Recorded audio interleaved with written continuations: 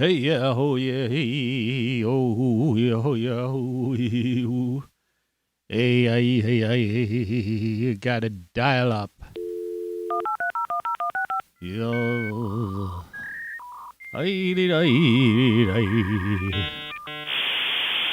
this is insane. This is insane.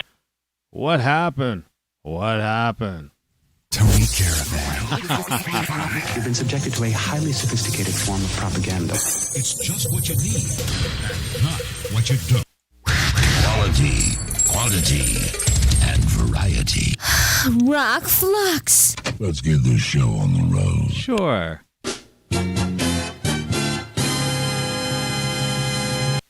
And we've got the Walrus Tooth. And the bandana on. And we're drinking, of course, from the... Doesn't that sound nice?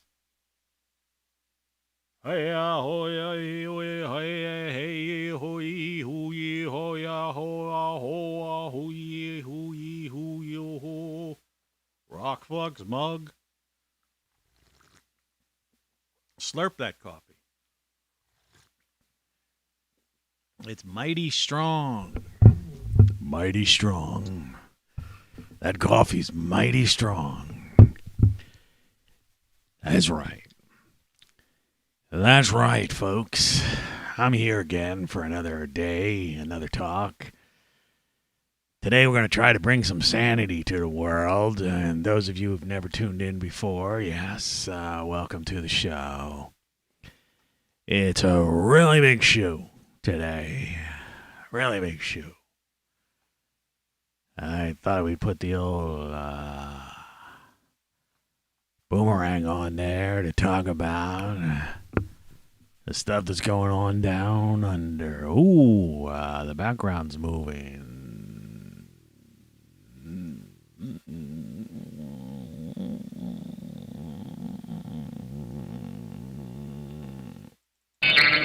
Let's snap out of that.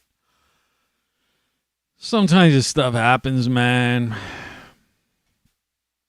It's sunny. I did not collect the national weather today because it's such a pain. I don't even know if there should be a way for me to do this. There's a thing that says window capture, browser, like that Bowser guy. Then they need to do time for something too. There's a media source. So you go browser. And so you add this. So let's just call it browser. I don't know why it's calling it browser 3. Let's call it browser. Let's call it browser W. By the way, whoever you are, wherever you are, let me give you a Good morning. welcome to the show. Delicious. Hey, you betcha. Okay, browser W. Now, it wants me, you've seen this because it just put up, you just added a browser. Browser lets you display a web page from an internet or local file and are commonly used with widgets and alerts. Set the URL to the page you'd like to display. So what I'm going to try to do here is go to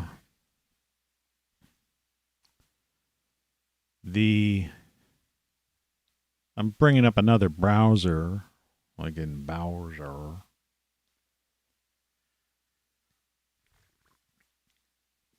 Of course, you can't see any of this, just the slurp. National Weather Service. National Weather Service. No. I just want to see the National Weather Service. Here's a look at the temperatures for Sunday. Okay, let's see. This is like their Twitter account. Out of curiosity, maybe they just post this thing and we can just like browser it. It's having a heck of a time getting there. National Weather Service. What happens if I click on that? and copy it. Copy. National Weather Service. All right. I'm just experimenting. We're just a live show. It's early in the morning. I don't think there's anybody watching. I'm going to say okay. And yeah, see, that's what I was afraid of. It's going to want me, it wants me to like log in and do all this happy horsepower.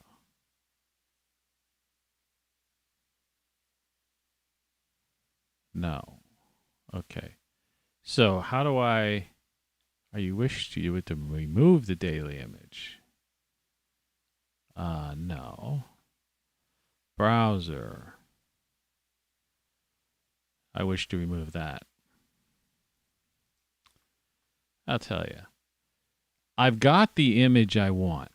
All right. So here it is. It doesn't Twitter have this thing where you can't. Let's see. No, it doesn't actually. So let's call this weather and see if it replaces the previous one. Replace. Let's get rid of this browser. Safari technology. Let's go to daily image, which was daily image, which was beer. Daily image that was weather was climate. Was it climate?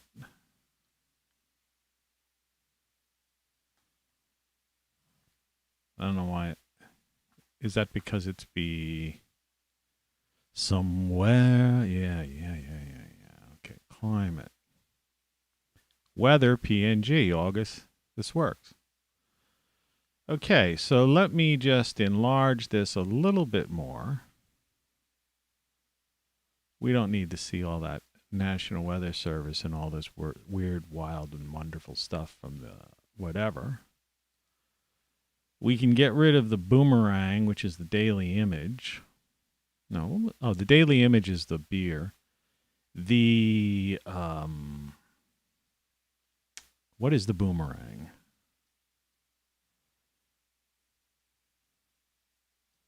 What is the boomerang? Pardon me. Smokestacks. I don't know how that happened. Somewhere beyond the something or other. Mm-hmm. You can't. Oh, what I wanted to do was this. So let's take mini-me. See, I don't mind doing this because there's nobody ever watches this freaking show. Right? Let's put that above the climate. Okay. All that jazz. And put this up here so you can see me. And, well, then you can't see everything. So let's take this. Let's move this over to here.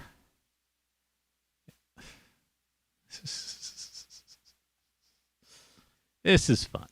Hey, we're having fun. We're live and we're on the air. I'm Tony Caravan and you're not.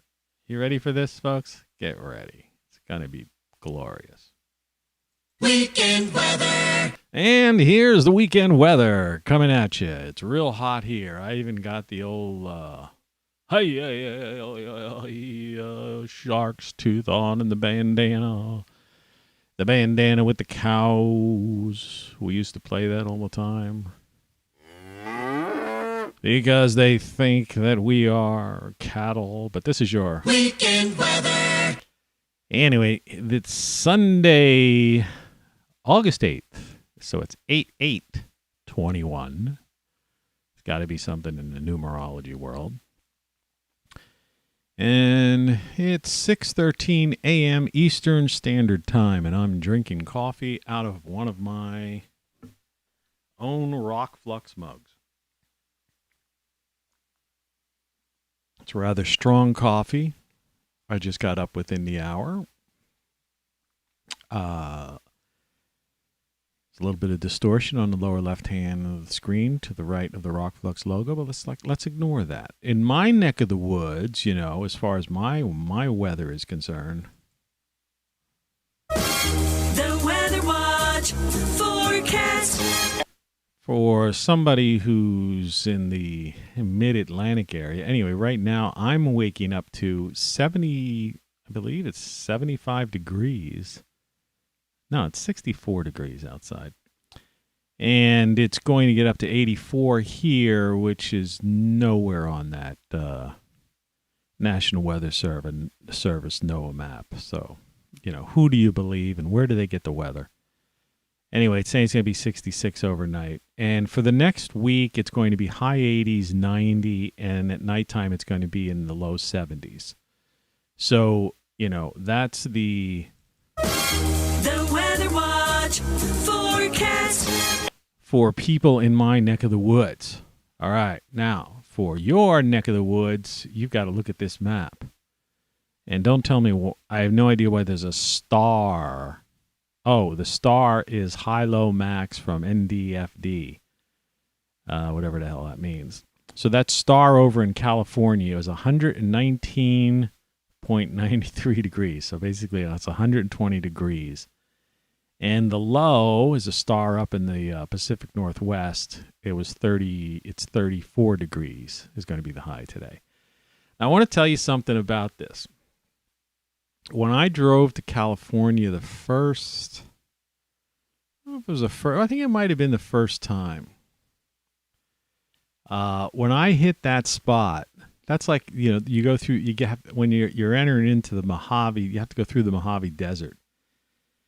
And they got all these signs like last chance gas for 120 miles or like some kind of ridiculous things like that, and it shows like, car overheating, people thirsty, gas, water, whatever. And I had a cooler, so I think I had like a gallon jug of water, and I got a bag of ice, put it in my cooler, and I think I spent the last money I had at the time, and I filled up my tank in my little Mitsubishi, Kamikaze car, which was the same engine from the Kamikazes. The Dodge Colt had those manufactured in Japan. Japan still had the factory that they made the Kamikaze jets and planes in, so they put him in a Dodge Colt.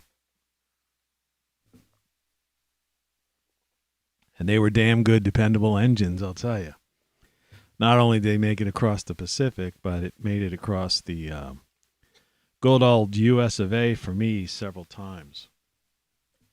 I'm pouring coffee, some more hot coffee from my my morning show travel mug, which I don't usually show, but we do have a travel mug for sale as well. I mean, considering we get no viewers, and this is the lowest viewed program on YouTube. But let me talk about this. So I am sure that and I know that people are news junkies, and I mean mainstream news junkies. That's the kind of thing that that's what you do, right? And so you're going to watch some morning show if you haven't already. Well, I'm not talking to you because if you're watching it, you're not watching this thing. But they, and I don't have to say whoever they are. We know who they are. The majority, right? So the majority, if they're up at this time, are watching some TV show. All right, some morning show. It's like I call this the morning show. It's my dig at those idiots. People say, "Why don't you say it's Tony Caravan Live, Rock Flux Morning Show?" What is it? It's the morning show because this is the morning show. That's with the E with a straight line over it. The, not the, right? It's the morning show. Well, anyway,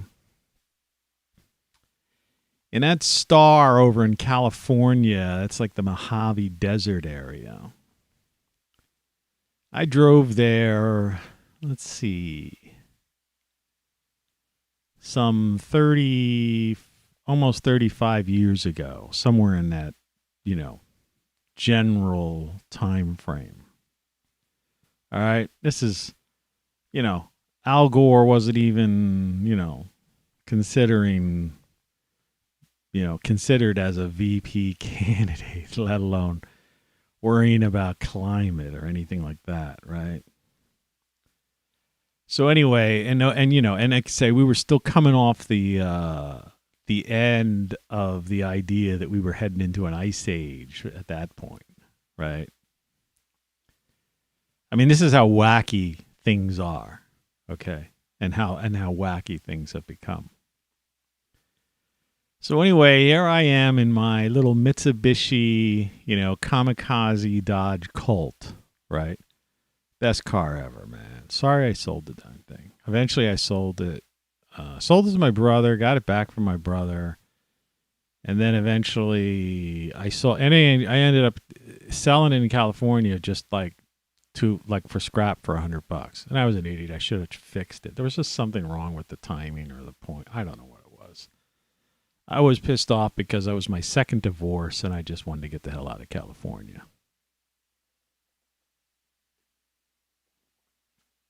Had problems with my business partner and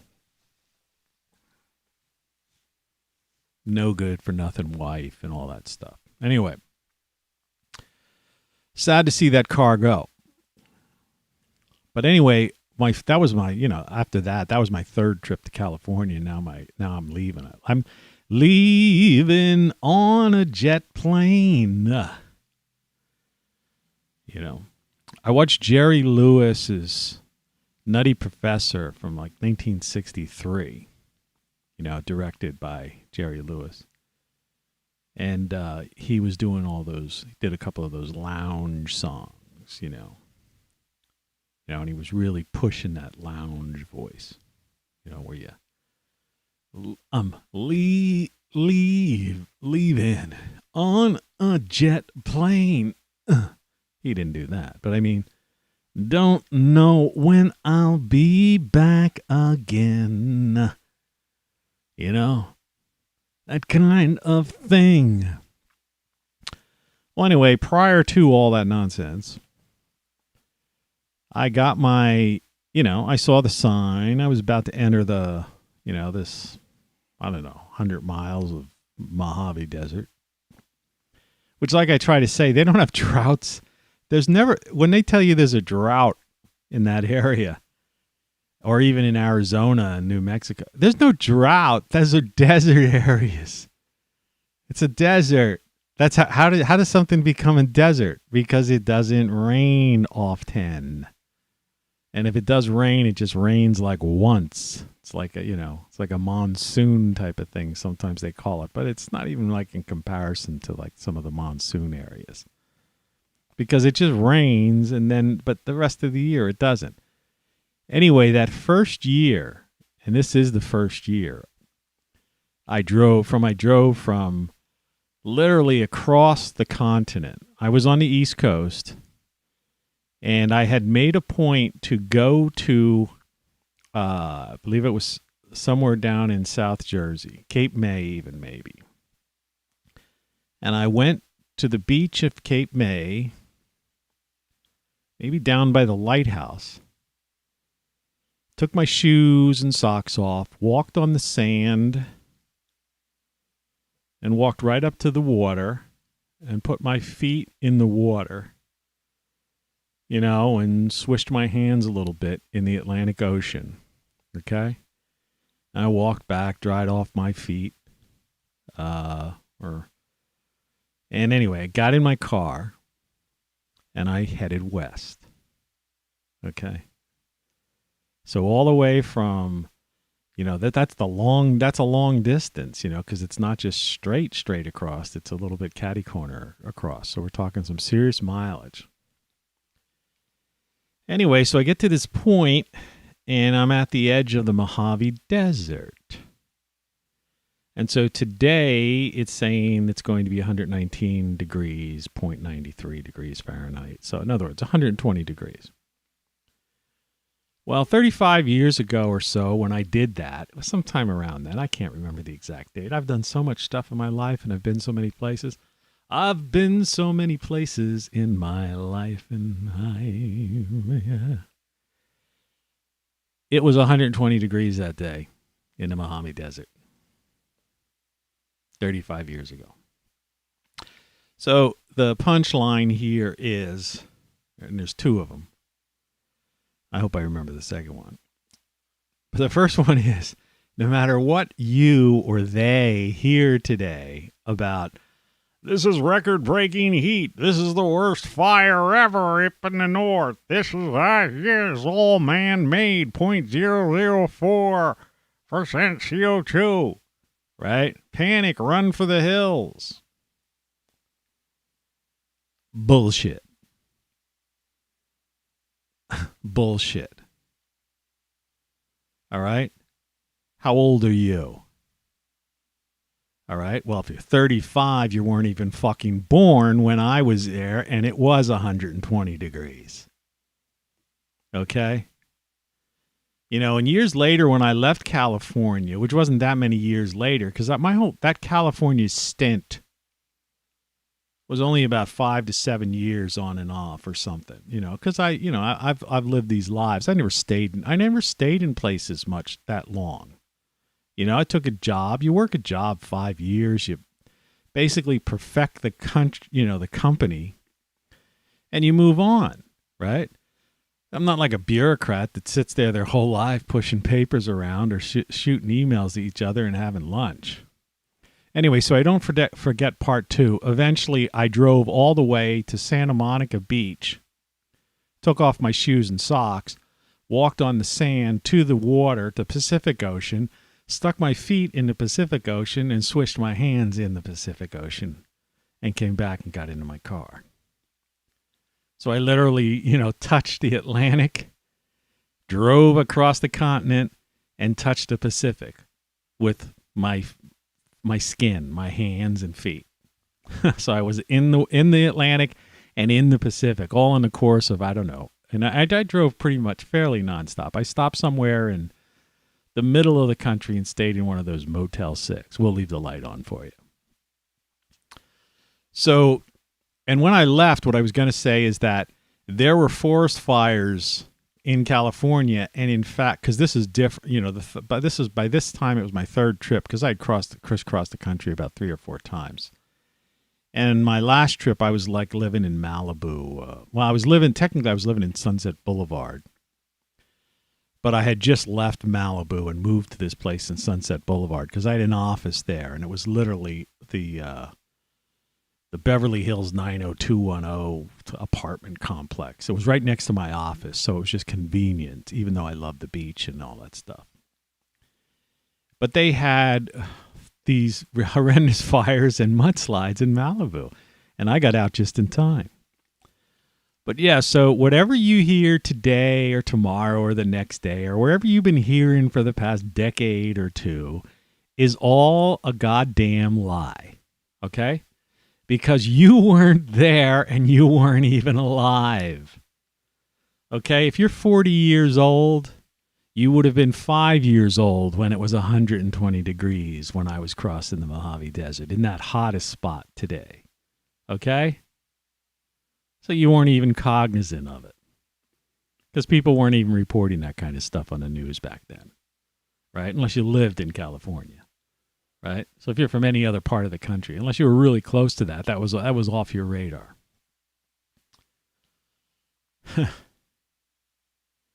Everything is reported because of an agenda, and they lie.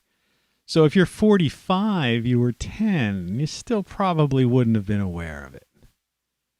So that's what I try to say. It's like people who are 50, you had to be like 50 years old to be like really kind of semi-aware of it. You were 15. I mean, a lot of 15-year-olds are like not aware of what's going on. They're just aware of what's happening around them, their friends and whatever. So it's people over 50 that should have the wherewithal to realize that when they say there's these 30-day storms or this is the worst or whatever, they should have the wherewithal and they should understand, they should be somewhat cognizant of the fact that they're being lied to. And remember, forget about these things you see. Forget about going. There are countless people who on a daily basis, and I've done it too, and since I'm miniaturized here, you really can't see it that well, but I'm going to hold it up. See, this is my 2021 handwritten garden booklet planning record and stuff, and it's a day-by-day discussion inside of the weather and what was going, and it's for my growing purposes, but it'll say things like you can see on the one page. Both May 18th and 19th were 80s and sunny, right?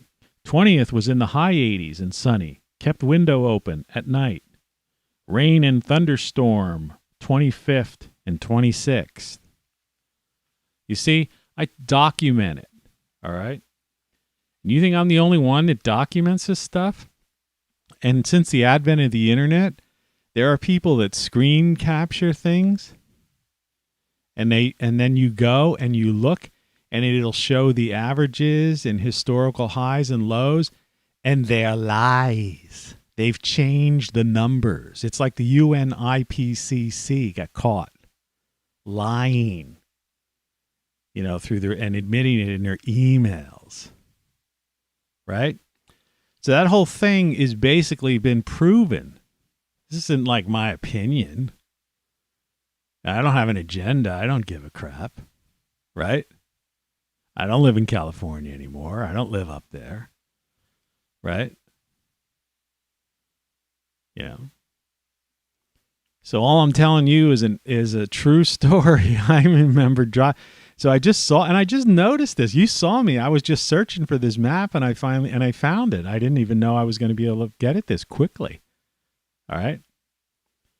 So we're dwelling on this anyway. So let's, so this is your Weekend weather.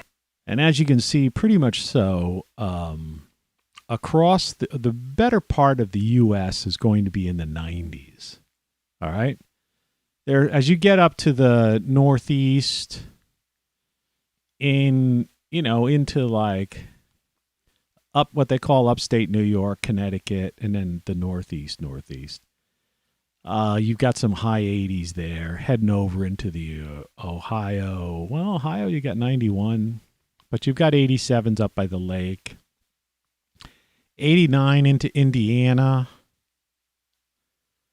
And across there, a couple of 89s, but basically, it's 90s pretty much across the entire U.S. And where you see those hundreds, it's always hundreds like that in July and August. And this is August 8th, the dog days of summer. And those areas, they're deserts. They're deserts. You see down in Texas where it's 101, it's like deserts. Have you ever seen down there by the wall, so to speak, along those areas? It's desert area. It's filled with sand. Like I say, the truth is right in front of your eyes, and you can't deny it. But the problem is they're not showing this. Or if they show a map like this on one of these shows, other morning shows, the fake morning shows, they're going to have a different, narration over top of it. And it's going to be lies, right? Because those people are like under 50 or something. They were never there. They never drove. Their first trip to California, if they're a New Yorker, was in a airplane. I'm leaving on a jet plane. All right? Don't know when I'll be back again. Right? They're liars, man. They lie.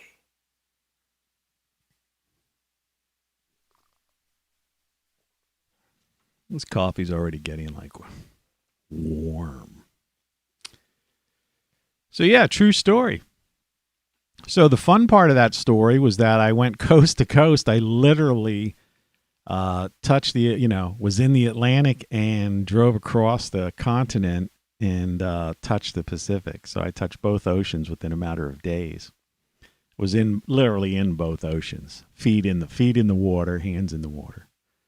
Who knows? I forget Santa Monica. I might have been so wiped because I'd probably, before I got a hotel room, I might have jumped in. But it's a long time ago. But yeah, it was 120 degrees then, and it's 120 degrees today as their high.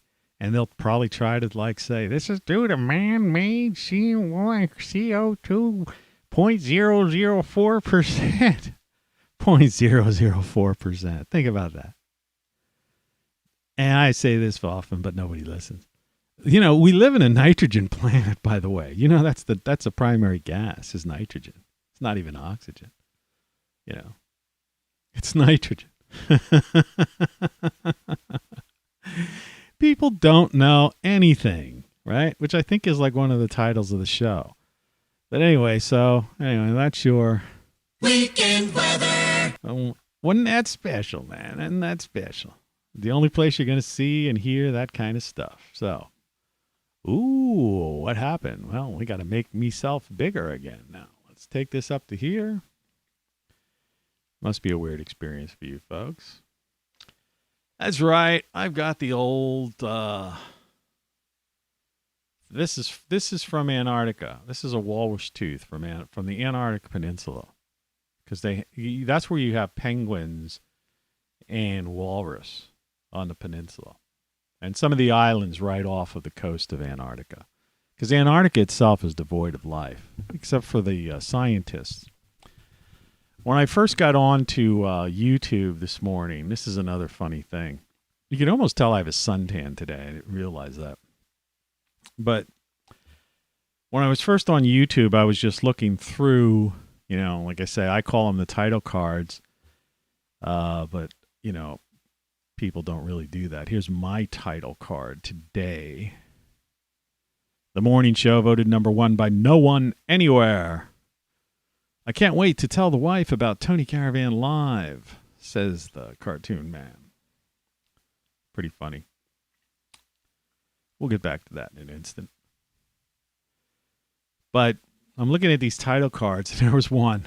97,000 views, right? I got no views right now. And 2 views for videos that have been up for, a very long time.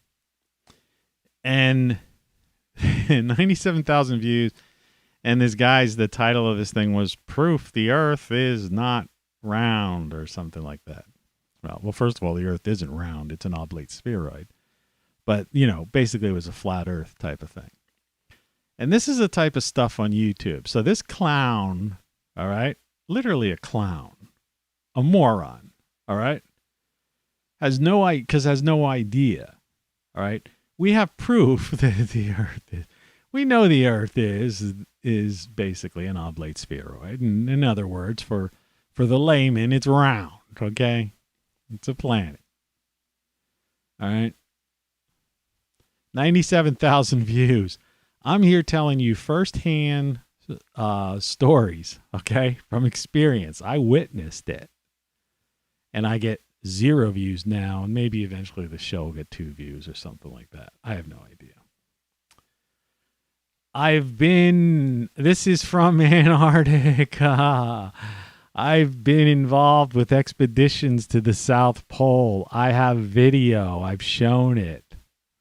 I actually made 2 videos where I kind of explained all the fallacies in these people, these idiots that won't deal with reality. And if you're wondering why I'm wearing the old muscle shirt today, it's not to show off me muscles. It's because it's hot in here. It's a dog days of summer. You saw the climate, right? So that's just the way it goes, It's the way cookie crumbles. This is what it kind of looks like in my my yard. This time of year. Look at all that growth. Isn't that nice? Isn't that special? I know. I've been saying that too much lately. The mug I'm drinking from looks like that. You can get one at TonyCaravanLive.com. All right. This is the daily image. I am soaking in a glass of beer. That's what this is. And if I go to the filters, which, wrong one, close, sorry. Daily image, filters. I can intensify the beer a little bit. Now, do you see that I'm soaking in beer, and those are beer bubbles?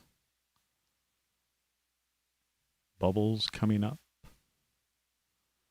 Bubbles coming down.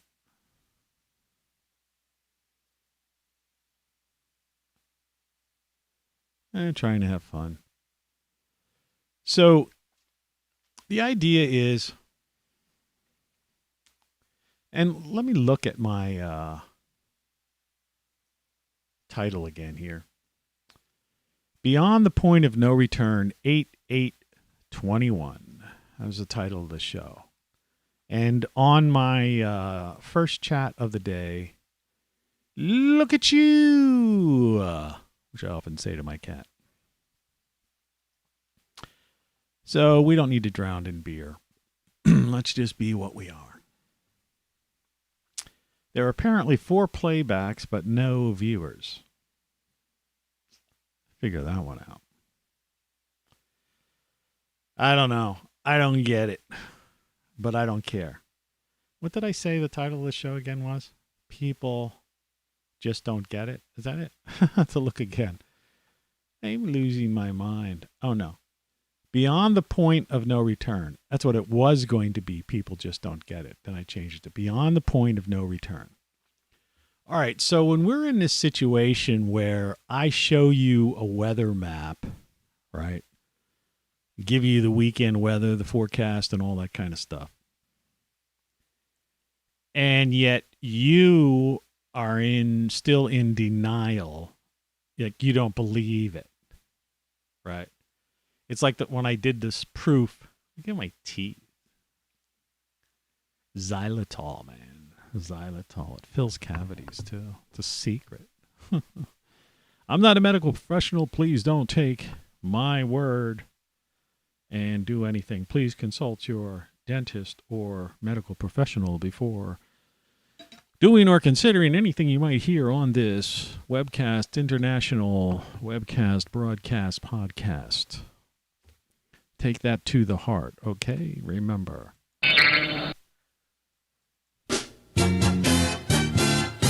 And away we go. It's time for another drink of coffee.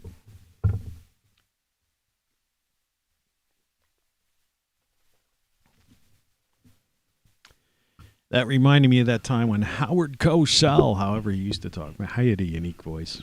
I used to be able to do them. I used to do, sorry for this, I know in the speakers that sounds even as bad as it does in my headphones. That one Woody Allen movie where Howard Cosell was in next to the so-called marital bed of Woody Allen in that one movie, and he was given a play-by-play of their consummating their marriage, to put it in a PG-13 sort of way. Howard Cosell. And he's reaching for the, yes, he has just put his hand on the Howard Cosell. Back when people had characters, real characters in the media. Voices. It's like that guy in New York, you say, let's go to the videotape. Remember him? He was saying that after videotapes weren't even around. Let's go to the videotape. It's digital, man. We switched to CDs and stuff. Let's go to the videotape. So, what do you do, right, when people just don't get it and, you know, it's widespread and they are the majority? The majority. You get this. Stream settings. Concurrent viewers, 0. Right? That's what you get. That's what you get. People who don't want to hear the truth. They don't want to hear firsthand stories. You know, part of it is jealousy. It's jealousy because they didn't have the chance or they don't have the balls to get in a car by themselves and travel across from ocean to ocean across the continent by themselves, right? Struggle along the way with basically like pocket change to get through. You know, when I went through, you know how I got through the Mojave Desert, by the way, because, you know, anybody who's ever done this, it's, you know, I said this yesterday jokingly, I was talking about dry heat. It's a dry heat, right? And so I didn't have air conditioning in that Mitsubishi car, by the way, either. No AC. And I went through the Mojave Desert. 120 degrees. I think it was 121 at one point. All right. And I'm going through the desert, and I told you I bought this bag of ice, and I had a cooler in the front of my car. That's how I traveled across the country. And this wasn't a big cooler. It was a small thing, but I filled it with ice. And so what I did was, now you would think 120 degrees, you're going to be sweating, right? No. It's so hot and dry that you do not sweat. And so what I did was, and this was just off the top of my head, nobody told me before. I didn't even know. I'm going to be honest with you. At that time, I was very young. All right. And I didn't even know that I was going to have to cross the Mojave Desert. You know, because I had never driven across the United States. I didn't understand how the interstates went. I just assumed this like 40 or whatever, whatever I was on at that point, that it was some, you know, one of these Eisenhower, you know, national highway system things. And I would just be on some highway and it would be like LA 120 miles or something, you know, right? I didn't know I would be on this like desert road through the Mojave Desert with no gas stations and nothing, totally devoid of life. That's how it was 35 years ago. It was nothing, right?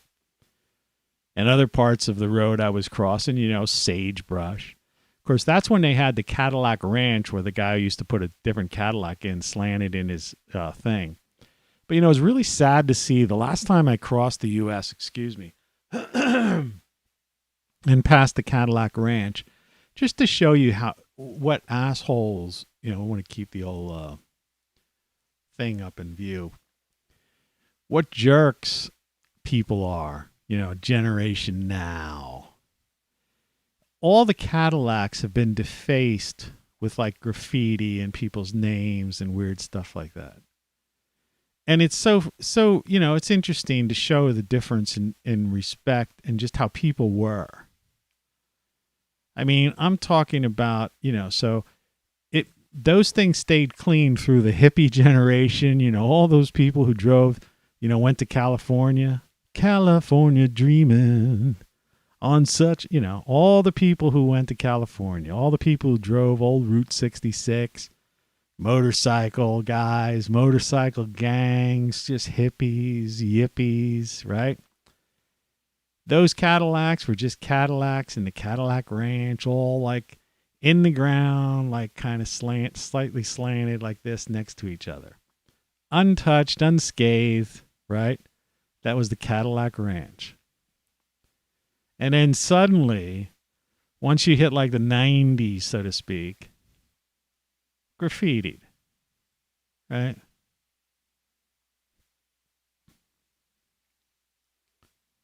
You know, and that was a downfall, you know, if you really think about it, you know. Like I'll often say, I like the music of the 90s. I like some of the alternative music, a lot of the alternative music that came out, so-called Seattle sound and stuff. I like Kurt Cobain, kind of, I mean, if he indeed did commit suicide, which is still, in my mind, still up for a question. But, geez, I'm getting a hum somewhere, which is weird. That's great. Why would there be a hum? It's very subtle, but it's a hum nonetheless. A humdinger. It's in the left speaker. It's in the right speaker. Just started. Don't tell me that something's got something weird. There's no reason why I should be getting a hum. I'm getting a slight hum in my headphones. Very, very subtle and soft in the background. Son of a...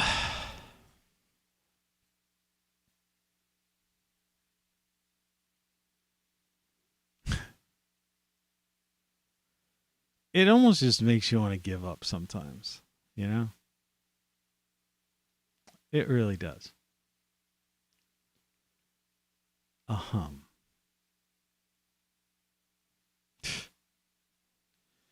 All right. Anyway, Kurt Cobain. Yeah, whatever.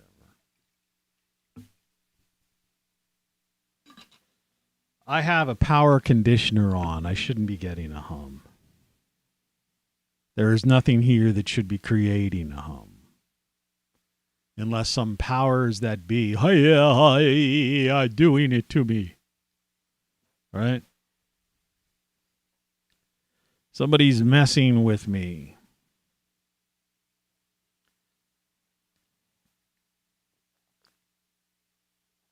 All right, well, I'll endeavor to persevere, even though the slightest thing like that bothers somebody who's into audio.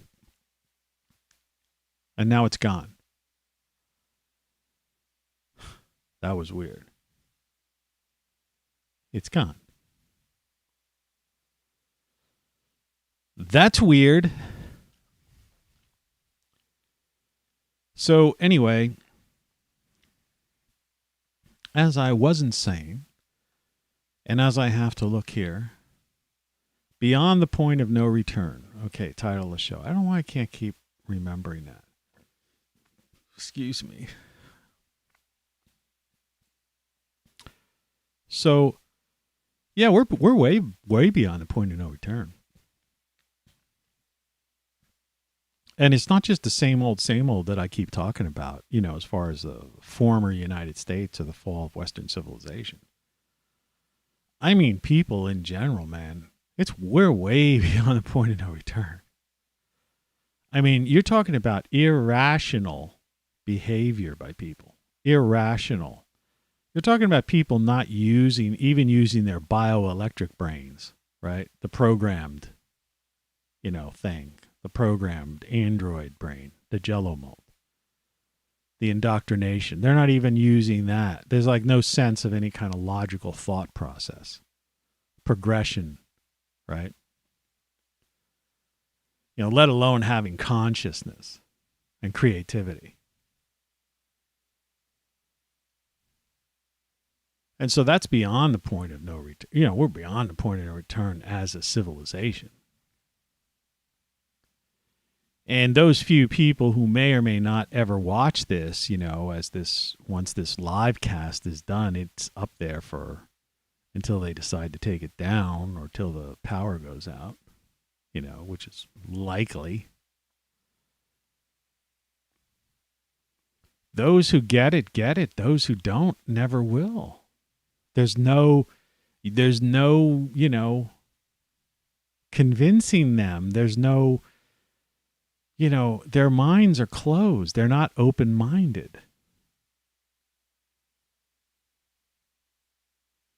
So we're beyond the point of no return. If you can't reason with a person, if a person is unreasonable, then there's just no hope. No hope at all. And like I say, you have to be over 50 to have done many things firsthand. And so since the vast majority of people who you are listening to, the people with the blue checks on Twitter, the people who are the editorial staffs of the various media, the people who are sitting in these, conference rooms at big tech, AKA, elements of the corporatocracy, they have no real world experience. So they actually believe this bullshit. They believe I saw something yesterday. I mean, they are doubling down. Doubling down. What am I saying? Doubling down. They are quadrupling. They are octupling, right? Down, or whatever you want to call it. Down on this 0.004 CO2 man-made thing. The IPCC is back, like putting out papers and stuff. I mean, this is they're about it. They're one of the most discredited groups next to the FDA, which has been discredited daily on television by law firms that have won lawsuits proving that drugs that the FDA approved were actually harmful to human beings, and they have won in courts of law settlements. All right.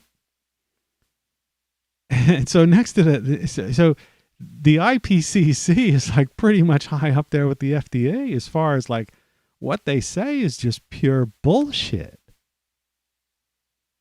Right. The sun is in control of our solar system. That's why we call it the solar system. All right.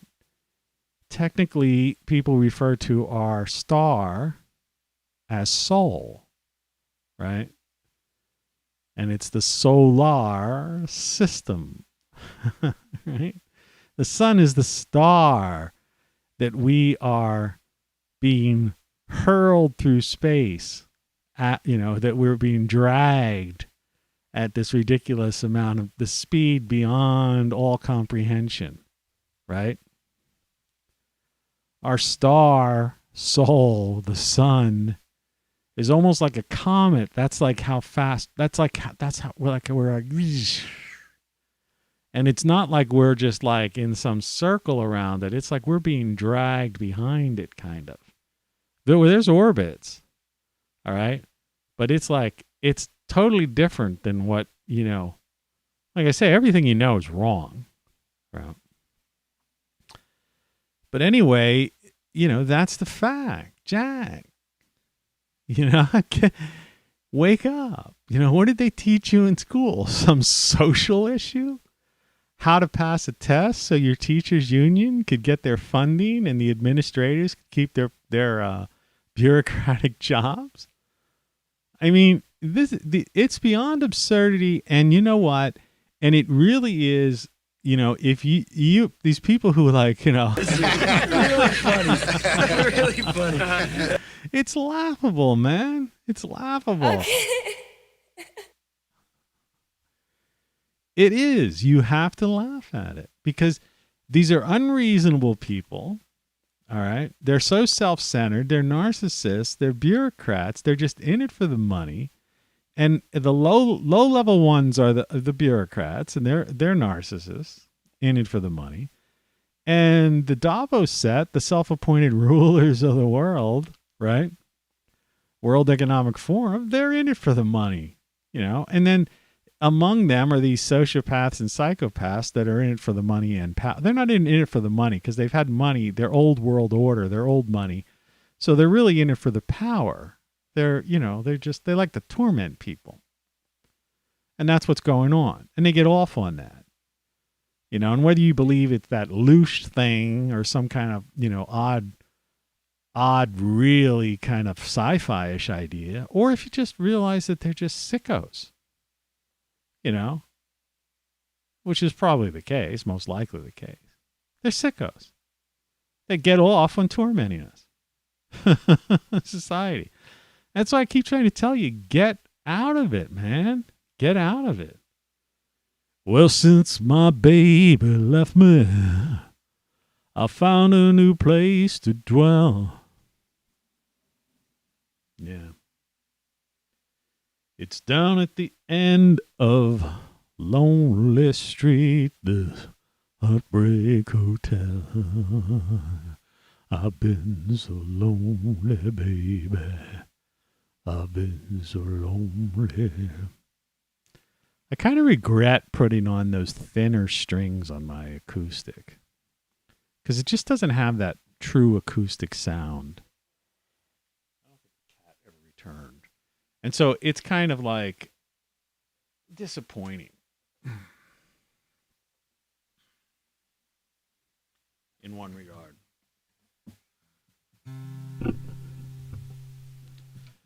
In one regard.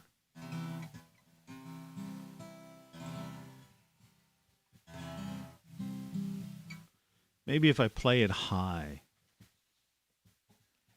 Well. It's hard to get the key sometimes. Well. See, what I have to do is I'm trying to get the key, but I'm also trying to get like an Elvis-y type of voice. Well, since my baby left me, I found a new place to dwell. It's down at the end of Lonely Street, it's the Heartbreak Hotel. I've been so lonely, baby. I get so lonely. I get so lonely. It doesn't like a G7, see? I get so lonely, lonely. I could die.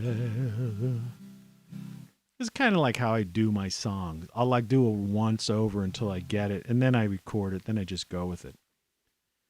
Well, since my baby left me, I found a new place to dwell. Somewhere down the end of Lonely Street, Heartbreak Hotel. I've been so lonely, baby. I get so lonely.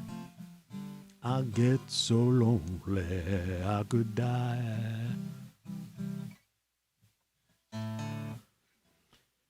And although it's always crowded, you can still find some room where broken-hearted lovers cry away their their gloom or blues, gloom. I think it's gloom. I get so lonely. I get so lonely. I get so lonely. I could die.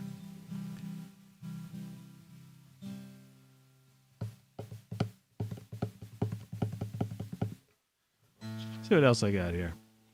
I kind of like pulled some of these songs out. Like, love is a burning thing, and it makes a fiery ring, bound by wild desires. I fell into a ring of fire. I fell into a burning ring of fire. I went down, down, down. I kind of forget how that song goes. And the flames went higher. And the flames went higher. And it burns, burns, burns.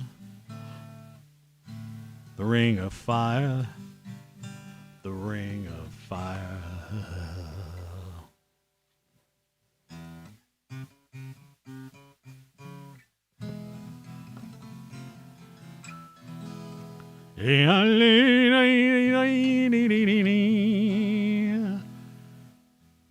Of Mexico. The border song.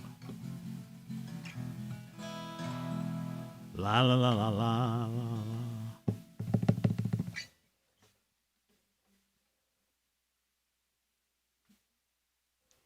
I usually don't bring the guitar out early, is what I was saying.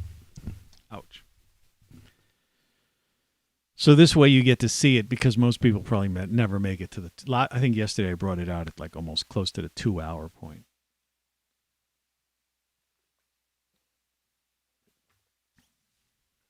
What I could do is I actually could plug the electric guitar into this system so it would be in the mix. The electric guitar's over that way. Can't really see it. I don't know if I could. I could twist the camera. It's not a camera. It's a computer, actually.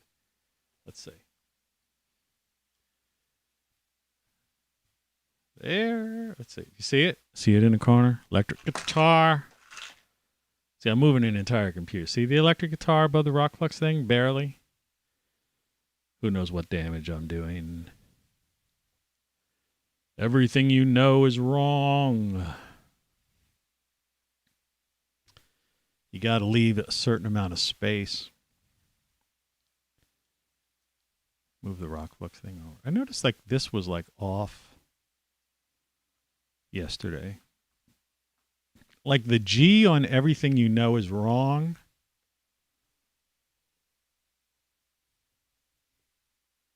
That sometimes cuts out of the final screen, the final analysis. And the final analysis... So, I don't know. Solid gold. This is solid. This is solid gold, man. Solid gold.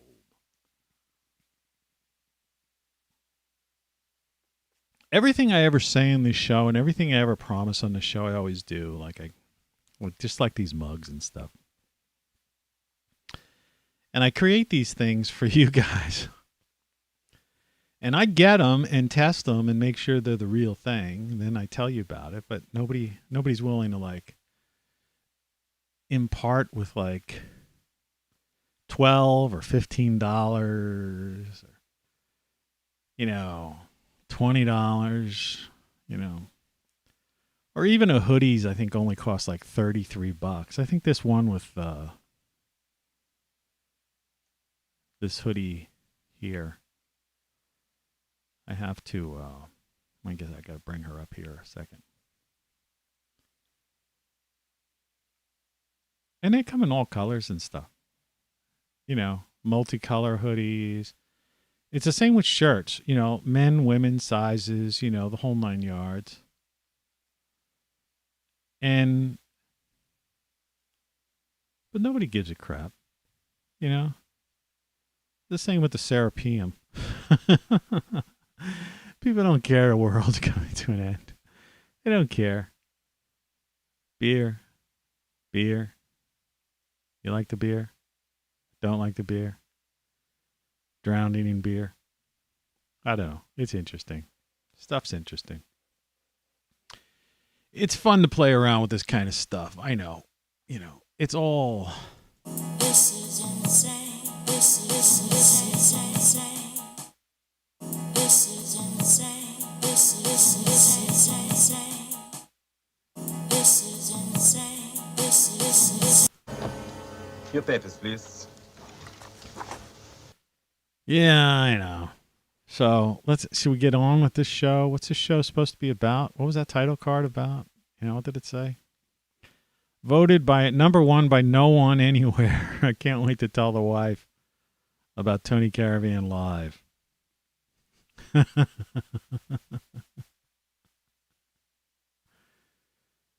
Yeah. Cartoon man. 60s, 50s, 60s era illustrations. Graphics. Right?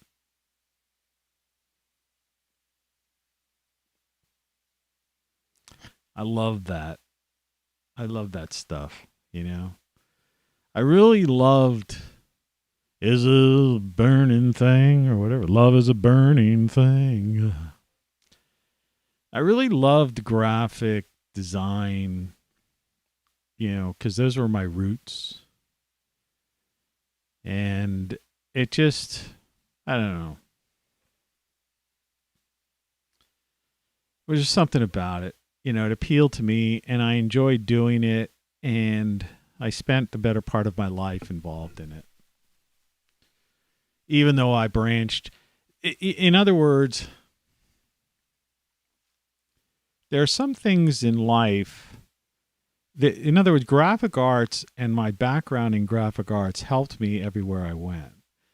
Because I was able to, this doesn't really matter anymore, but I'll tell you this, you know, these are stories. It's the, you know, whatever. Where's the thing, you know? You're listening to Tony Caravan Live. Yeah, it's my show. Nobody watches, so I'm going to tell you these stories, deal with them. The thing about my experience with graphic arts and graphic design and all that was that it led to all the successes I had in life. Now, some of them were directly involved in graphic arts, and it also meant that I was able to go to California, and as soon as I got to California, I mentioned this the other day, I think, you know, out of gas, pulled off to the side of the road, had enough money to grab a newspaper, look through the classified sections, and found all these graphic arts jobs. And I was able to circle them, and whoever answered the phone or whoever I went to, I got the job because I was like completely qualified, more qualified than anybody, even in LA or in like New York City. In other words, I got jobs in New York and LA in that area. Even when I went to DC at one point, I got a job like right like that. But I didn't like it, and I just walked off the job. I've done that. But that's not the thing. It wasn't graphic arts that I made like a lot of money on. It was the idea that I had this ability, right? And that when the timing of desktop publishing and graphical user interfaces with computers, that I had the graphics background and was using, you know, early versions of computer graphics, like I showed yesterday. I don't have the image here anymore. I mean, I could pull it up. I mean, I got the smokestack, the boomerang thing. We don't need that. So, see, never name something.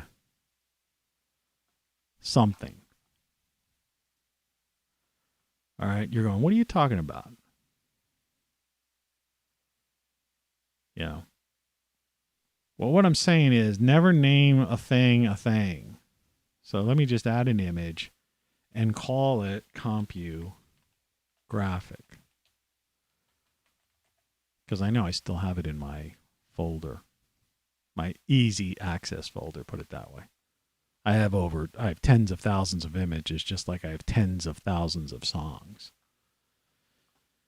Now, I'm assuming I called it CompuGraphic. Yeah. CompuGraphic. Okay. I didn't want it to take up the entire screen. Okay. So like I say, when I was a child, I thought like a child and all that jazz. No, but this was the CompuGraphic. And so this is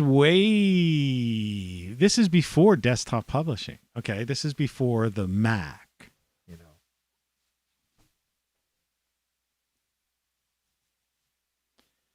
Which I guess it's time. See here. There she is, the Mac. This is time travel.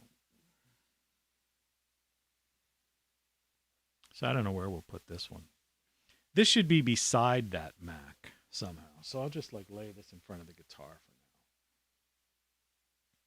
now. See the Mac? The original Mac.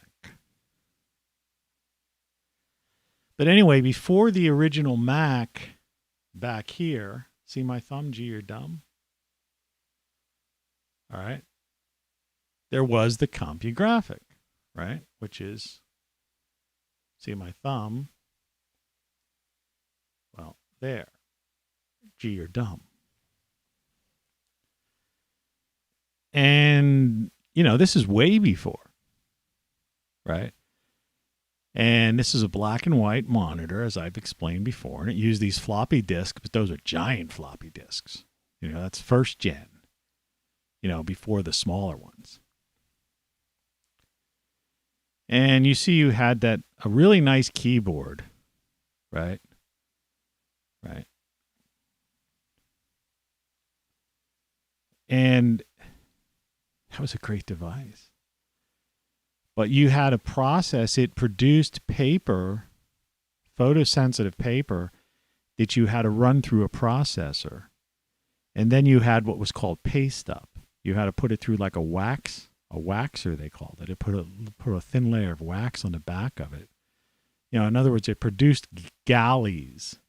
That's where that term comes in books. I'm going to proof the galleys, right? Which were these strips, of type. It's like columns in a newspaper were like strips, right, that were pasted in and then cut with an X-Acto blade to fit all the news that fits. And what you did is you put that in first, and then you used to have to edit at the last minute with the razor blade, the X-Acto blade,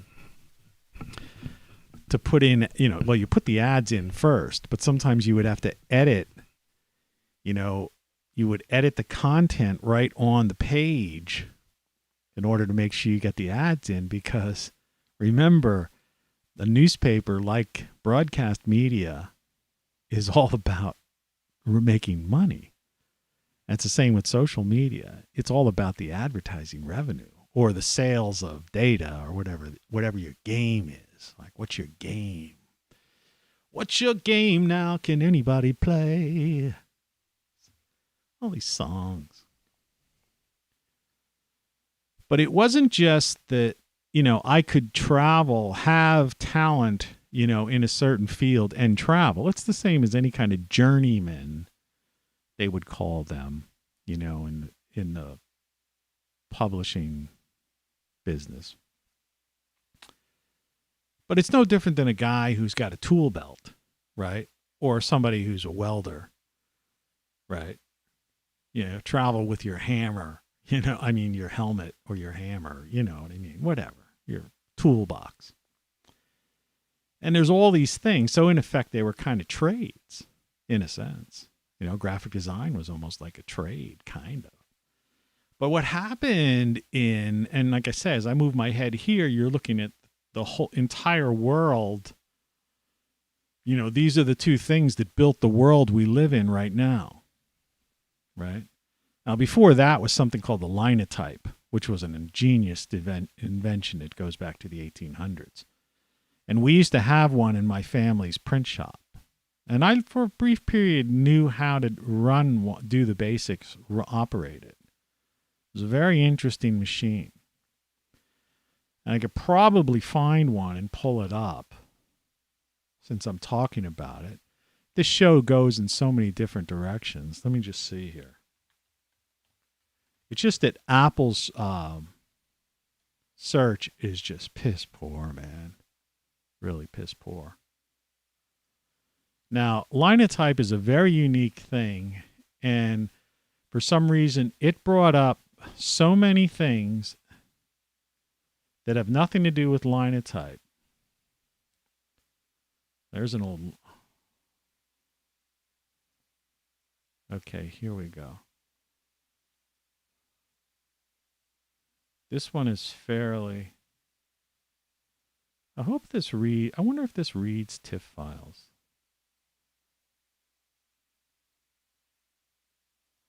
I'm going to open this file up and then save it to the... it just wants to save. Export. Bear with me. You'll appreciate this. This isn't a lesson in, like, I don't know, history. like where we came from. I mean, how the modern world was created. You know, this goes beyond Steve Jobs and all that stuff. So let me just create a new image. I'm going to call it linotype. Think of it linotype. What it used to do is create a line of type at a time. All right. Wait a second. What happened? Oh, I have to grab it. I'm losing my mind sometimes. Line of types, actually. This is a room of linotypes. Okay, so I'm going to put this over top of the CompuGraphic. So before the CompuGraphic, you had the linotype. All right, we don't need to see everything you know is wrong. I think you know that by now. All right. Now, the linotype, this is what an average newspaper basically department would look like. All right. So the reporters would give their story. You know, very few. There were, I would say, the only reporters that would know how. There was a Twilight Zone once called The Printer's Devil. All right. In which case the guy, it was a one-man show. The guy, was one of these like storefront, small town newspapers. There would have been like a linotype and one of those things where you, everything's backwards here, where you roll, make one, like almost Ben Franklin-ish, make one page at a time type of thing. Okay. In that instance, you might have had a guy who was the editor or writer actually knew how to work a linotype. But technically the linotype was was basically a trades job, And so, and the keyboard wasn't like a modern typewriter keyboard. It was made to function. It was set up a certain way. Anyway, so that's the linotype. Okay. And so, and it produced a lead slot like this lead line of type. Let me get that off of there. Actually, I'm going to delete that. That was a stock photo, and I don't want to use a stock photo. I don't know what that was doing there. I had like 5 different ones to choose from. For some reason, I had that. I must have used that as an example to demonstrate something to somebody once in-house. So the linotype was the thing for the longest time, and that was called letterpress. And then you had offset. So what the CompuGraphic did was the change was when you went to photographic. Letterpress was direct to paper, all right, from lead, right, molds, type. Before that, if you go back to the 1500s, China was doing some printing way before that. But I mean, if you go to like the Gutenberg Bible type of thing, they used wood cuts, they would call them, because people would cut into wood, in reverse, the image or the, whatever, the type carved, right? And then that's how they would, ink it and then press it down, right? And then that would be printing, right? Very interesting, the process. It was kind of like a rubber stamp, in its early days. And that's what Chinese printing was like, rubber stamps, right? That's what it was. The Western civilization kind of went from rubber stamping to a little more sophistication, right?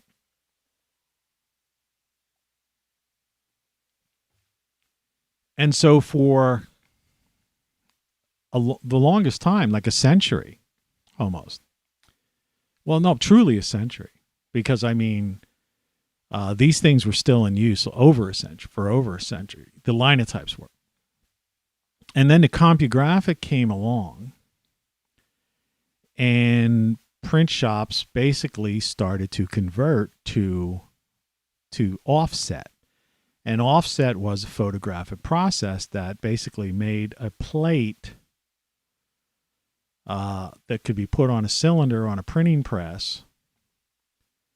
And it was offset because you offset the image from a negative onto the plate, offset. And then that plate was spun around.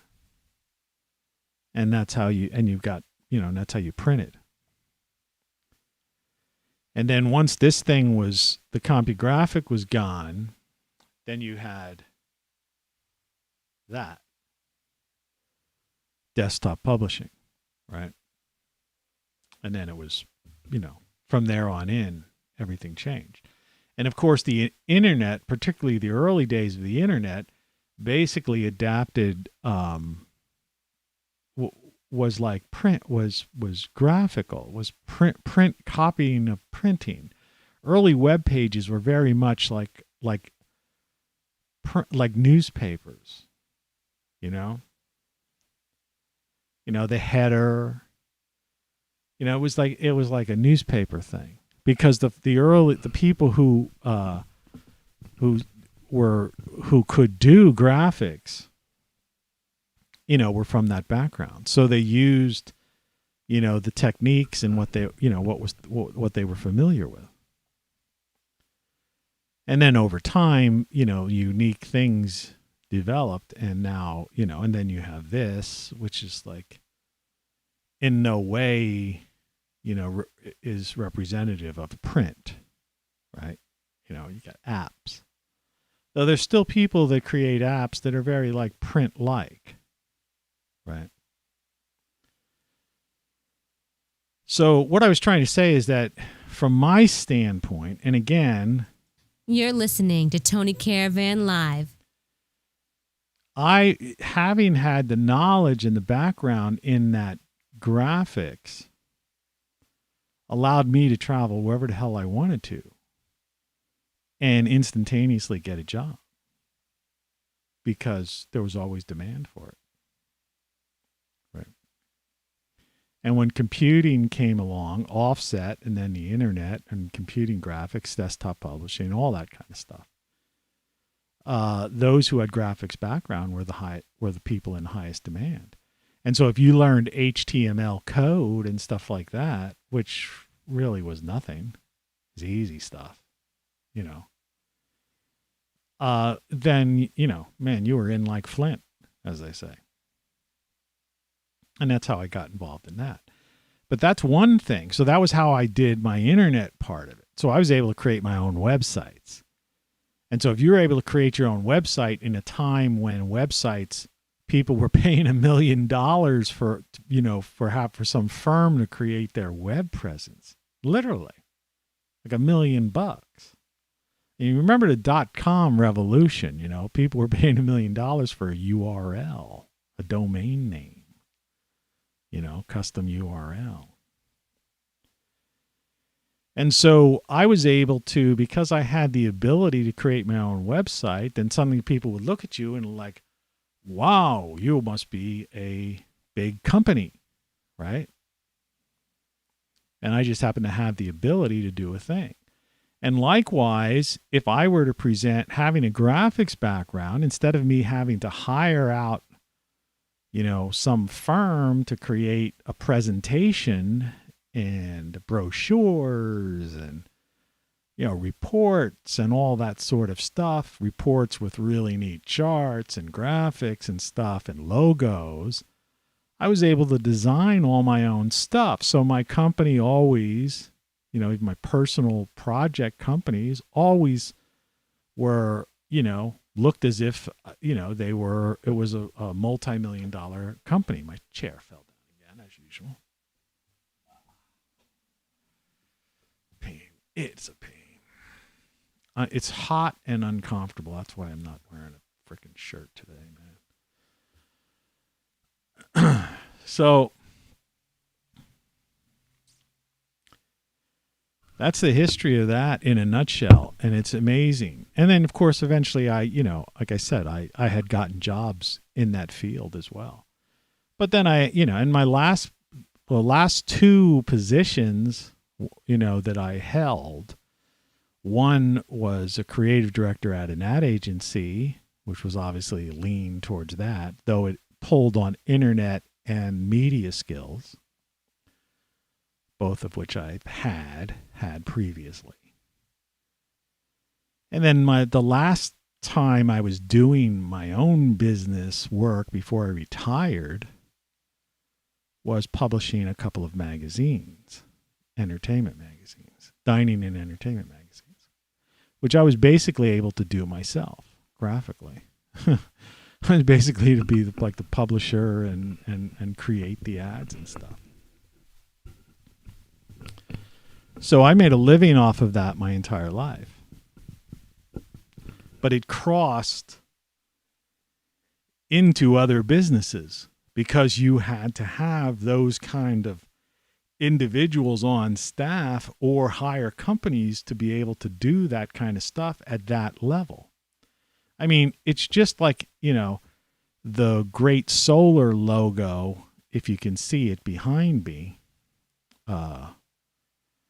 it's this thing, Great Solar stuff. These things I create myself. I create my own graphics. Codex, that book, my book. I design my own covers. To understand, the Rock Flux logo. So, that's just the thing, And, at this point, it's useless because I'm not in the market I don't want a job or anything like that, So there's like one or two people I still help out on the side, occasionally. And the sad part about it is I have all of this equipment. In other words, I can publish a magazine right now from here, right? So when I say I'm working on my 10th book, and if you look behind me, well, the chair would move. See that stack of books? Basically, if you're able to see that stack of books, I did all those books myself. In other words, not only wrote the content, but did the artwork inside the covers and literally created them and did everything that I could do that had to be done to get them on Amazon and iBooks and Kindle. You see what I'm saying? So this is why creativity, consciousness, and, and just basically having skills and talent and something that you can do is the most important thing in life, right? And when I say it's too late, we're beyond the point of no return. When you have this massive amount, the majority of people that basically don't have these or any talents like that. They've gone through a school system or, up through college. Like I say, a half to a third of their life has been spent basically being indoctrinated, conditioned, or programmed, literally brainwashed, more or less. They're just being like prepared for this, my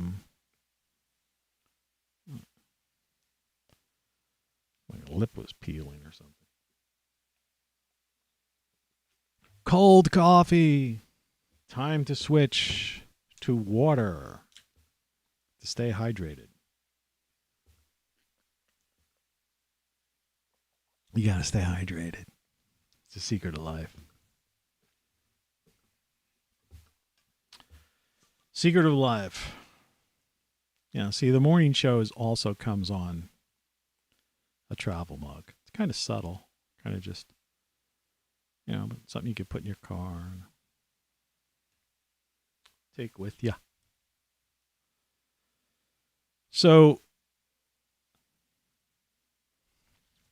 people don't know how to do anything. And that's why they don't believe you, right? Or they have some kind of like built-in I don't know what it is. Jealousy, or something. I don't know, something weird like that.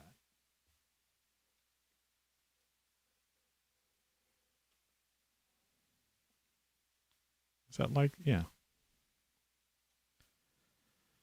Turn the old backlighting on. This muzzle.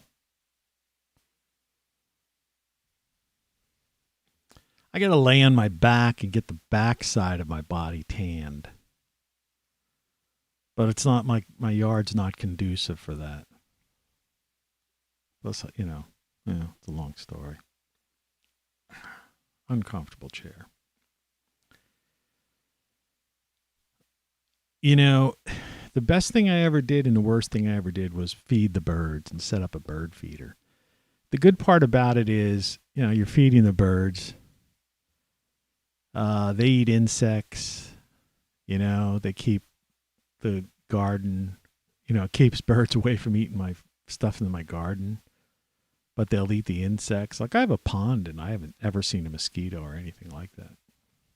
Eat bugs. Birds eat bugs, even though I feed them some bird seed. It's like they eat bugs. The bugs are their primary meal. But, I always thought the other alternative to that would have been to put an in-ground pool. Right? But, I don't think that would have been necessarily been possible. So you can see the discolorization on this arm, I guess.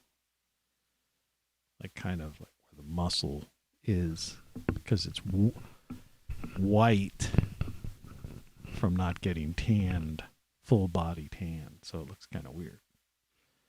Vanity, night and day you torture me. Anyway, I don't care about that stuff anymore. So, and I never dress like this. This is all showbiz, people. All showbiz, all zero of you watching. But creativity is what it's all about. It's not about issues, brainwashing, following the leader. And this authoritarian, state, totalitarian state, whatever you want to call it. I heard somebody referring to it as central planning, the central planners, right? That have taken over. Like I say, we're beyond the point of no return. So forget about it. So like I said, I'm not going to get into, effing this and effing that, but Save America, Build Back Better, the Great Reset. Come on. They already pushed the plastic button. It's not connected to anything. All right. There's nothing to save and there's nothing to build back. All right. Congress's kabuki theater talking about a $1 trillion infrastructure bill. What are you going to do? What are you going to do? Right? You know what's going to happen to that. There's a couple of big contracting firms that they have, like the ones that we're working out here. Basically, people have no skills. Okay. So there's a bunch of old men who still work for these companies who are retiring every day. They require heavy equipment and large, ridiculous amounts of carbon-based fuels to run this heavy equipment. So how are you going to have repair and infrastructure in the U.S., right? And at the same time, while you're trying to pass this some kind of Green New Deal or something. So what's going to happen is that money's going to go out to these big contractors who lobbied and probably wrote most of the bill. All right. And they're each $1 trillion. That's a lot of money. $1 trillion. Think about it. It's 1,000 billion. Okay. 1,000 billion. So these big contractors are each going to get billions of dollars, right? Tens of billions of dollars. Maybe one of the big ones will get $100 billion contract. Think of that, right? $1 trillion. It's it's 1,000 billion, right? So you could have somebody getting $100 billion contract. Lots of people getting 10 and 20 and $50 billion contracts to reach $1 trillion. Because that's how it works now. You're not hiring, like I said, you're not hiring people with picks and shovels digging ditches. All right? They award these contracts to the corporatocracy, which, are the big contractors, right? The people who, we used to call it K Street, but the people who have lobbyists who spend millions upon millions of dollars in order to get billions and billions of dollars. And that's why the politicians are just marionettes, and this country's a corporatocracy. And people don't understand that. They don't get it. And that's why we're beyond the point of no return. So nothing will be done. I mean, the states have always, to patch a couple of potholes. Maybe in a couple of key areas like DC Beltway, where the congressmen or whatever have to get to work. There might be some work on a bridge there. Do you think middle America, right? And, we're going to internet, these contracts that will go out for high-speed internet in rural areas or something? As if that's like something that can't be done normally or shouldn't be done normally. I mean, the whole thing is just like it's theater. Just another game. It's another money grab, right? Another transfer of wealth, right? But, the money doesn't exist, so it doesn't really matter. See, that's the part that a lot of people who are against this. See, I really don't care. All right. So what? The billionaires are going to get richer and richer. It's just like with Amazon. Amazon had its best year last year. While thousands of businesses, small businesses went out of business. People lost their jobs. People committed suicide because of it and all that stuff. People got sicker, didn't get operated on, died. All that jazz. It's like Cuomo killed thousands of people. Nobody seems to give a shit. Right? Nobody gives a shit. They talk about it, but they're not going to do anything to the guy. Ultimately, even if they prosecute him, it's a slap on the wrist. Right? The guy goes and lives out his life in luxury in some mansion somewhere upstate New York. Right? Same old story, same old. As if he's not an Epstein, it's, that potentially could be like expose somebody, he's not going to be, suicided. No, they just gently put him in the news, make it look like they did something, and then he retires in luxury somewhere. Right? Welcome to the real world. Welcome to the real world. It's beyond the point of no return. So why are you watching TV? Why are you watching these things? And why are you sharing all of these video clips of people who are talking about like they're going to drain the swamp?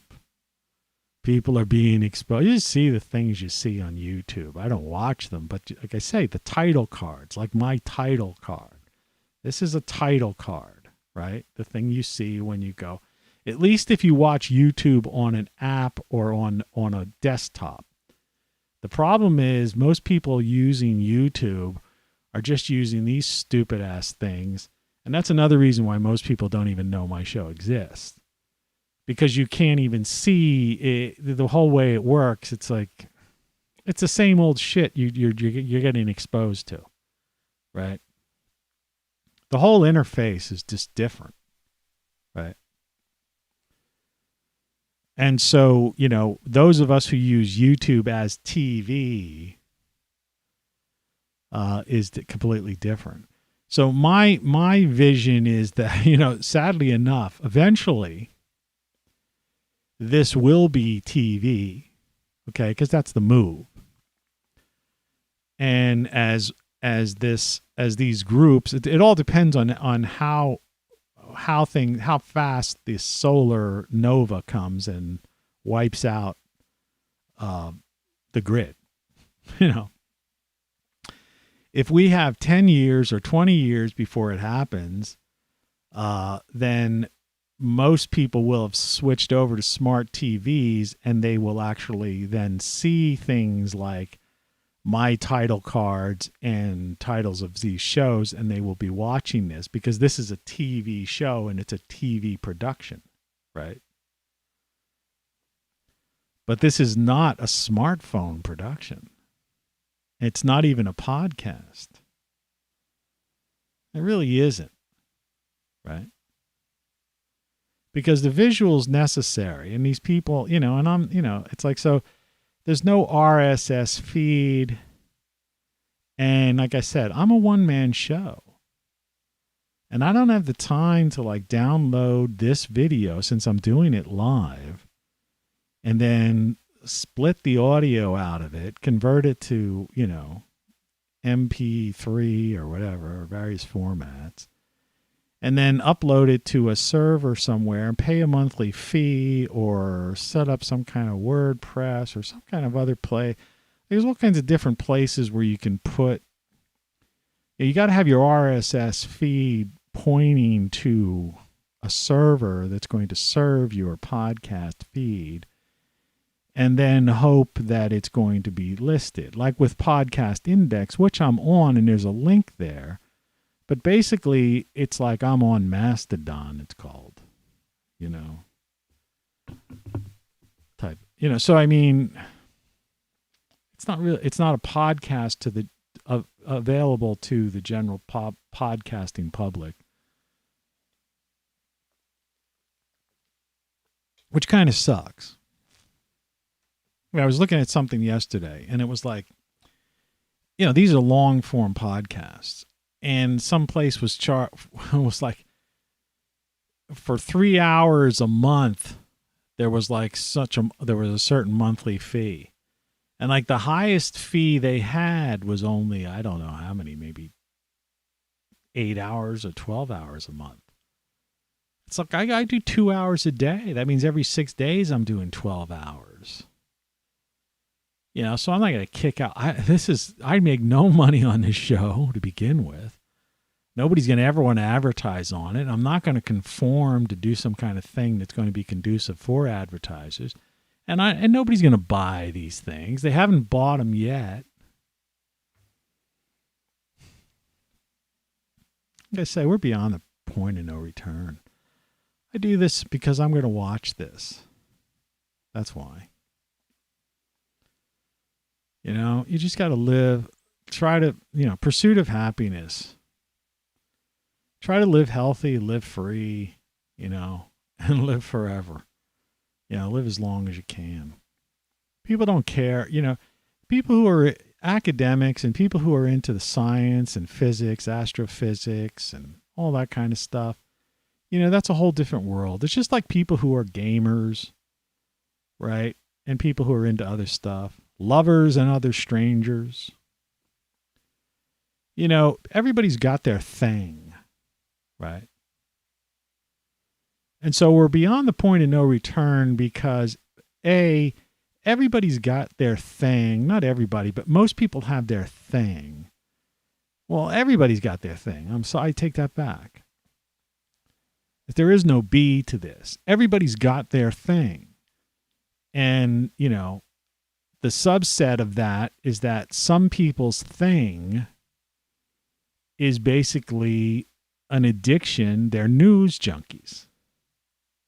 And so they're caught up in this, mesmerized by the cult of personality of either politicians or newsreaders. And so they're beyond the point, they put us beyond the point of no return. And meanwhile, while technologies, advance and there are all these people who are, free thinkers and using their creativity, doing this, that, the other, the majority of people aren't. And so what happens is it doesn't matter what kind of advances there are now in technology and understanding.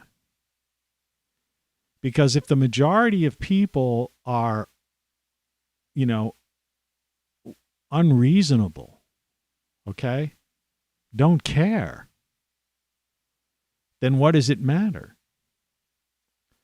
And that's just part of this great reset idea, is that it's the feudal system, like, in a way.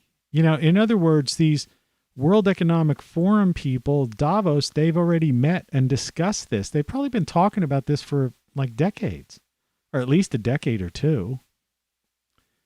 And they've been saying what I'm saying to you right now, going like, look, this generation, these people who've been coming up the past 20 years or so, they're like, they're useless. Again, I'm generalizing. There aren't all useless. There are a lot of people right now, that get it, but not enough. See, not the majority, right? See, when you've had other things break through, it's even like I talk about how politics has become pop culture. And even though this is maybe not the greatest example, but it's kind of good. It's a good example. It's kind of. At least back then, pop culture was popular culture. So the majority, right, were basically caught up in that culture. But now the majority, I know it sounds weird the way I'm emphasizing these words, are caught up in the politics, like politics is their pop culture, or this cult of personality, or the people that matter. They're caught up in this weird thing. And meanwhile, the thinkers, the free thinkers and the creative minds who see through all this nonsense, this idiocy, are having breakthroughs, right, in technology, are coming up with concepts, or figuring, hard problems out and all that kind of stuff. But there's the majority of people are not even the slightest bit close to even grasping where we are technologically or thought-wise, right? They couldn't, they couldn't follow physics. And I don't mean to be a physicist. I mean, they couldn't follow a physicist talking. Even if a physicist was trying to explain something in simple terms, that whole thing to them would be like, this is bullshit, man. Right? That's their attitude. Or like, well, we need to bring more people of a certain kind involved in this, stuff or something, In other words, issues and divisiveness and all this goofy stuff. And I do mean goofy, because it is goofy, because it doesn't apply to people, because rational, normal people aren't even involved in divisive things and don't think that way. It's actually that the people who push divisiveness that are the ones that are divisive and think that way. It's like that word that people have been using, for, I don't know, a number of years now, projection. So in other words, the people who are pushing an issue the most are people who are guilty of it themselves. They're projecting it onto other people who really don't even give it a second thought. It's not even on their mind. Like, it's not on my mind, right? It's not on people's minds. It's not on people who are doing research. And it's not on people's minds who are studying, biology, physics, astrophysics, mathematics, stuff like that. It's not even on their mind. Their work is on their mind. It's like I was giving the example of graphics and how that, how I morphed into, internet code and all these other things and everything through, that was my portal, right? And then, I've, explored things on my own. One of the other things about being involved in graphics and printing is that you're exposed to like those linotypes and type machines, is that in the early days when you're typesetting the most current, if you were working as a linotype operator or a typesetter for a newspaper, then you knew the news all the time because you were actually typing, the editorials. You were typing the news. you were typing the books, right? So all that stuff is going in, is being put into your brain. So that's why printers were always fairly intelligent people, because they had this their entire lives were words, paragraphs, stories because that's what they did every day for 8 hours a day, right? In effect, because it's a form of reading. Because even though there's a certain point when you type that it's just a direct, like, you can talk and type at the same time, but that data is still being fed into your subconscious. But there also, at those points, came a time where you would proofread. When you pull the galley out, you read the galley to proofread it. So you had all this knowledge for 5-6 days a week over decades and decades and decades. So in other words, you read every day, all day for a better part of your life. So you were highly up on everything. And the type of things that came into printing companies or newspapers or whatever was a broad spectrum of information, of knowledge. Very interesting. And people don't have that. And newspapers used to be like that in the old days, They're not really like that anymore. And the internet, you could say all that stuff exists, but the mass majority of people aren't paying attention to it. It's not the editors today who put the news app on the iPhone are making decisions for you. And people are only reading headlines or memes. So they're not getting into that. And the people who are getting into reading, the latest journals, and whatever the information are not the majority. And so that's why I'm saying we're beyond the point of no return. Because it doesn't matter how much and I mean people who actually do read and do know what's really going on, it doesn't matter, because someone who knows, the geology, right, of the earth, right, that knows the archaeology, that knows the astrophysics,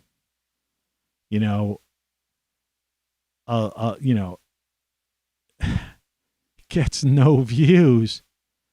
But somebody who says, here's proof the world is not round, they don't even know. First of all, they should have said the proof the world's not an oblate spheroid is what they should have said. So they don't even know that word, let alone.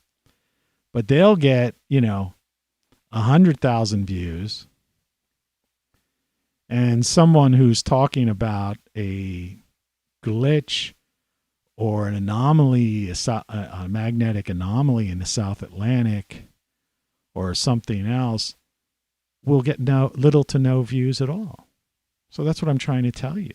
The majority. So what good is it for us, those of us who study these things?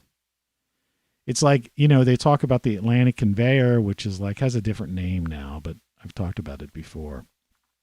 I don't really care what you call it. It's still the Atlantic conveyor to me. Well, it's slowing down, right? And so the instead of talking about the science, all right,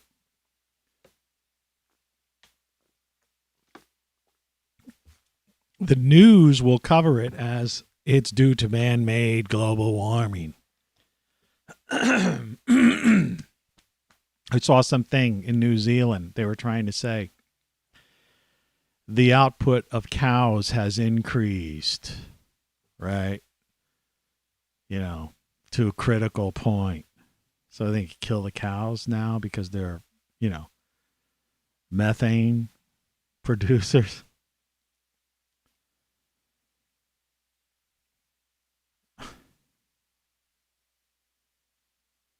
See, there's no hope when you have the people who are, control the flow of information, right? The gateway, the gatekeepers of information that are little in number, are very few in number.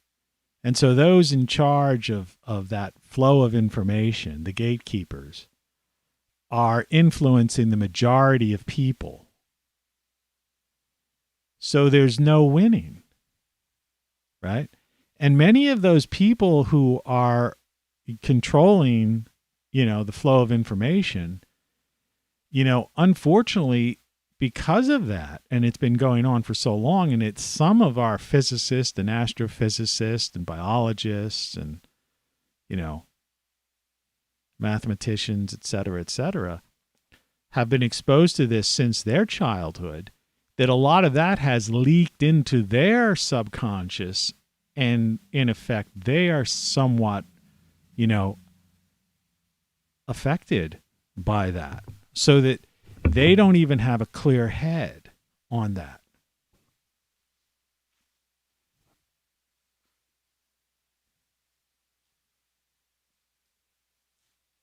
And I've seen some very intelligent physicists, scientists, who actually believe or talk about climate change as if it's a man-made thing and something should be done about it. And they don't, because they've been conditioned from the time they were, put into preschool, daycare, grade school, junior high, high school, college, grad school, postgraduate, right? And their peers, now that they're part of academia.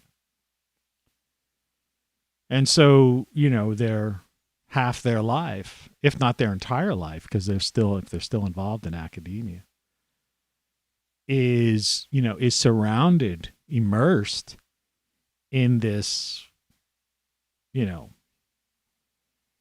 warped view of reality, even though they are brilliant minds. Because there's not enough, if any, alternative viewpoints being presented to them by people, by their peers, people that they would respect. And so that's why I say we're beyond the point of no return, because we don't even have the free thinkers, the conscious beings, the creative minds, the brilliant minds. Many of them are already more or less infected with this thing. I was going to say virus, but I mean, like in a computer virus. So that's the problem. So what do you do? What do you do? Nothing. You can't do anything. It's a paradigm shift in civilization. It's the end of Western civilization. It's the U.S. as a former U.S. And people, you cannot reason with an unreasonable person. The same way as you can't reason with a 2 or 3-year-old. All right? There's no reasoning with a 2-year-old in the middle of a temper tantrum or something like that. Or running around, terrible twos, as they say. I mean, you could attempt, in a child, you could attempt to bribe them with ice cream or something, some kind of crazy thing. Come on, Johnny, here, let's have ice cream with your sister. All right. But I mean, what are you going to do with, some MIT professor? Come on, Johnny, have some ice cream here with your sister, and listen to, Tony Caravan live, and let him explain that 0.004 CO2 has nothing to do with anything. All right. And it's the sun, all right, that is the biggest contributor to the climate of this planet. And that the sun is going through changes in a long-term solar cycle and a 12,000-year cycle, and our magnetic field is weakening, we're seeing an increase in volcanism, right? And all sorts of cosmic rays and solar rays. And this is what's causing disruptions. Magnetic field and solar and cosmic rays are causing these anomalies, which are not really anomalies, but which are cyclical things.